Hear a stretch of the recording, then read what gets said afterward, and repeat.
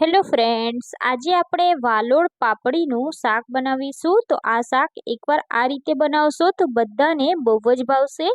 તો એના માટે મેં અહીંયા 150 ગ્રામ જેટલી વાલોળ લીધી છે. તો વાલોળ તમને કોઈ પણ બજારમાં મળી જશે.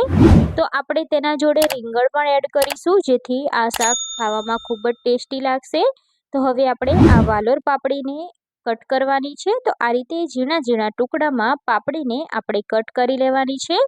તો આમાં બીજનો ભાગ પણ આવે છે. તો જો તમને બીજ વધારે મોટા લાગતા હોય તો તમે આના બીજ પણ કાઢી શકો છો. પણ અહીંયા આપણે વાલોળ એકદમ પતલી અને કૂણી લીધી છે, એટલે તેમાં બીજનો ભાગ નથી. એટલે મેં વાલોળને આ રીતે ડાયરેક્ટલી કટ જ કરું છું. તો આપણે બધી જ વાલોળને કટ કરી લઈશું. સાથે આપણે રીંગણ લીધા છે, તો રીંગણને પણ આ રીતે કટ કરી લેવાના છે. તો રીંગણ અને વાલોળનું કોમ્બિનેશન સારું લાગે છે અને એનું શાક પણ ટેસ્ટી લાગે છે. તો હવે આપણે શાક માટે વઘાર કરીશું.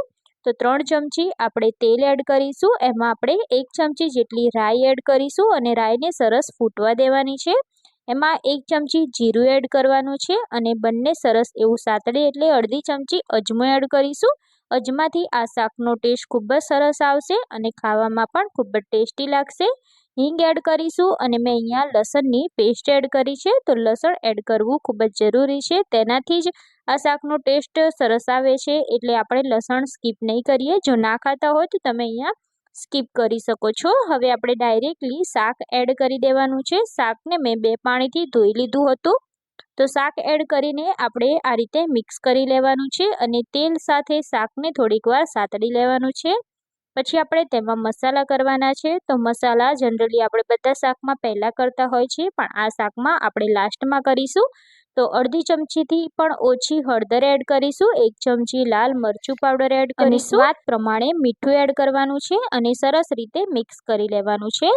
તો બધો જ મસાલા શાક સાથે ભળી જાય એ રીતે મિક્સ કરી લઈશું. આ શાકમાં આપણે બિલકુલ પાણી એડ નથી કરવાનું. આ શાકને આપણે ઢાંકી અને એકદમ ધીમા તાપે થવા દઈશું, જેથી આ શાક આપણું જલ્દીથી ઝડપથી કૂક પણ થઈ જશે અને ધીમા તાપે બનાવેલું શાક ખૂબ જ ટેસ્ટી બને છે. તો આપણે બિલકુલ પાણી એડ નથી કરવાનું. જો પાણી એડ કરશો તો શાકનો ટેસ્ટ ફિક્કો પડી જશે. એટલે આપણે આ રીતે ફીટ ઢાંકણ ઢાંકી તેને થવા દઈશું. તો ટોટલ આપણે 7 મિનિટ જેવું આ શાકને થવા દીધું છે અને શાક તમે જોઈ શકો છો આપણું સરસ એવું ચડી ગયું છે. તો આ રીતે તમને ખબર ના પડે તો તમે વાલોળને આ રીતે ચેક કરી અને પછી પણ હાથમાં લઈ આ રીતે ચેક કરી જોવાની. જો વાલોળ આપણી ઇઝીલી તૂટી જતી હોય તો સમજી લેવાનું આપણું શાક થઈ ગયું છે. તો અહીં આપણું શાક બનીને તૈયાર છે. તો હવે આપણે તેને સર્વ કરીશું. એના પહેલાં આપણે અહીંયા થોડા કોથમીરના પાન એડ કરી દઈશું અને જો તમે ગળપણ ખાવાનું પસંદ કરતા હોય તો અહીંયા ખાંડ પણ તમે એડ કરી શકો છો. તો શાક આપણું રેડી થઈ ગયું છે. આ શાકને તમે બાજરીના રોટલા સાથે, ભાખરી સાથે કે પછી રોટલી સાથે સર્વ કરો, ખાવાની ખૂબ જ મજા આવશે.